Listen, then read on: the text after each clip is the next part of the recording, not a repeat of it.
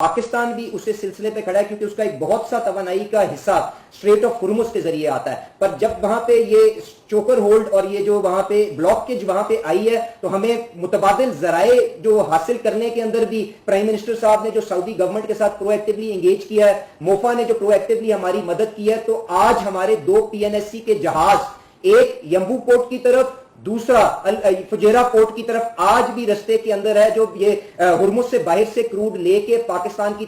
तवानाई की जरूरतों को मीट करने की कोशिश करेगा। इसके साथ साथ प्राइम मिनिस्टर साहब और डीपीएम साहब की मदद के साथ अरामको ने हमें यह भी यकीन दहानी करवाई है कि अगर हम बड़ा जहाज अरेंज करते हैं तो VLCC को वो यंबू से उसको लोड करके वो हमारे समुद्रों में लाके खड़ा कर देंगे और PNSC के फीडर जहाजों के जरिए हम एक कंटिन्यूअस सप्लाई ऑफ क्रूड अपनी रिफाइनरीज को मुहैया करते रहेंगे, ताकि इस मुश्किल तरीन मरहले के अंदर भी हम जो तवानाई की जरूरत है उसको आगे पाकिस्तान के मीट करते रहें। पर जो एक हकीकत जिसको हमें तस्लीम करना पड़ेगा कि वो ये है कि दुनिया के अंदर ये स्क्रैम्बल आपको तवानाई के लिए नजर आती है, जिससे कीमतों के अंदर बेपनाह बढ़ावा आज हमारे सामने आ रहा है। जब 1 मार्च को हमने कीमतों को दोबारा रिवाइज किया था, उस वक्त पेट्रोल का जो प्लैक्स का रेट था, जो आप अपने कंप्यूटर की स्क्रीन पे, आप अपने मोबाइल की स्क्रीन के ऊपर खुद गूगल करके देख सकते हैं, वो तकरीबन $78 पर बैरल का था। जो डीजल की कीमत थी 1 मार्च को जो फोर्टनाइट क्लोज हुई थी, उसकी एवरेज $88 पर बैरल की हमारे सामने आई थी, जिसकी वजह से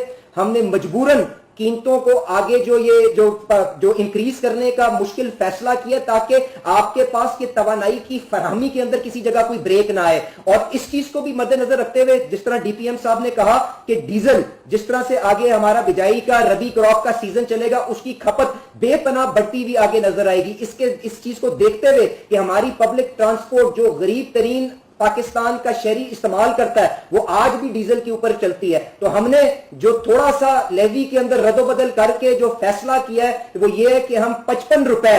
दोनों